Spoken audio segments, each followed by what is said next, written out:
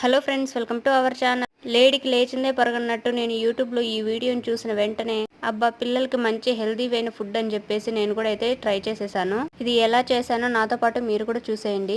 First అయితే ఒక గిన్నెలో కప్పు రాగిపిండి తీసుకొని ఉండలు లేకుండా నీట్గా కలిపి పెట్టుకోవాలి. తర్వాత ఇంకొక కడాయిలో బెల్లాన్ని నున్నగా దంచి బెల్లం అంతా ఉండలు లేకుండా నీట్గా కరిగిపోవాలి.